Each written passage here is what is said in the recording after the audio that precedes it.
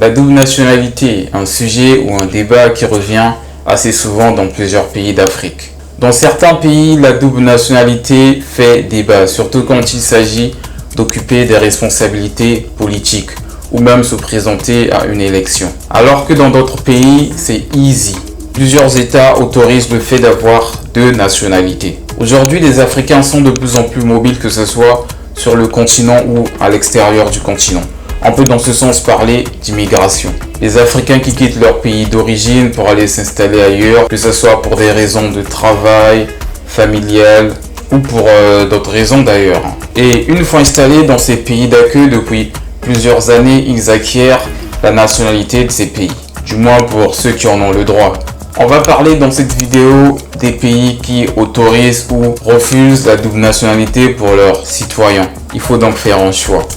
Donc, si tu es encore là, laisse-moi un j'aime pour m'encourager. Et si tu veux faire plus, abonne-toi à la chaîne. Ça permet de booster les vidéos, booster la chaîne afin qu'elle soit présentée à un plus grand nombre de personnes.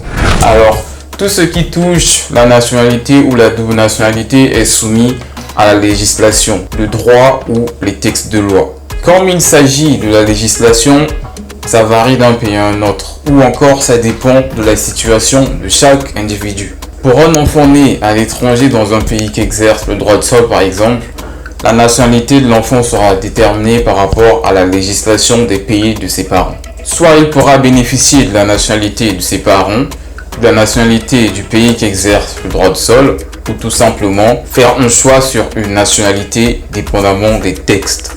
Dans la constitution de certains pays, tout candidat à l'élection présidentielle ou à de grands postes politiques doit exclusivement avoir la nationalité du pays dans lequel il candidate. C'est le cas par exemple du Ghana. On remarque de nos jours que le nombre d'Africains qui émigrent à l'étranger a considérablement augmenté. Et nombreux parmi eux plaident en faveur de la double nationalité, qui n'est pas selon eux un manque de loyauté envers leur pays. Et vous, qu'est-ce que vous en pensez? Est-ce qu'un bon patriote peut prendre une nationalité autre que celle de son pays d'origine? C'est le manque de loyauté? C'est une forme de traîtrise? Ou encore, est-ce que le fait d'être un bon patriote dépend du fait qu'on garde seulement la nationalité de son pays d'origine? Une autre question, est-ce que les gens qui ont la double nationalité aiment vraiment leur pays d'accueil ou encore c'est juste une mascarade? Il est par exemple autorisé d'avoir la double nationalité en Angola, au Burundi, en République du Congo, au Congo-Brazzaville, au Mali, au Maroc, en Tunisie. Il y a pas mal de pays quand même, au Rwanda, en Algérie, au Niger, au Nigeria, la liste est longue. Mais certains pays limitent ou n'autorisent pas la double nationalité. Par exemple, la Centrafrique, la Guinée, le Sénégal n'autorisent la double nationalité que pour les citoyens naturalisés.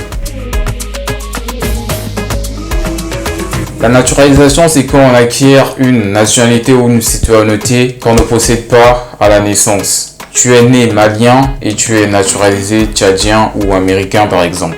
Par contre, la RDC, le Cameroun, la Guinée équatoriale et le Malawi n'autorisent pas la double nationalité. Il va falloir faire un choix. Donc, soit tu es citoyen de ces pays, soit tu ne l'es pas. C'est bien clair là-dessus. Pas question de deux nationalités à la fois, c'est pas possible pour ces pays. Selon la constitution en RDC, la nationalité congolaise est seule et exclusive. L'article 10 du texte est bien clair. Un Congolais de la RDC ne peut pas avoir d'autres nationalités. Un dilemme pour beaucoup de RD congolais de la diaspora, dont nombreux ont acquis la nationalité de leur pays d'accueil.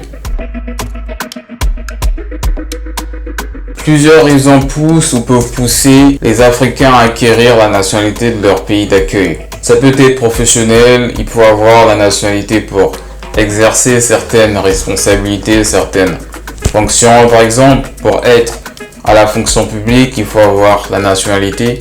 Après, il peut y avoir des exceptions. Et il y a aussi des raisons administratives.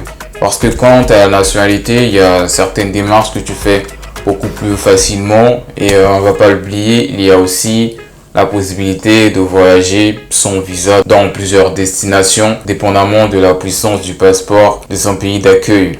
Peace out.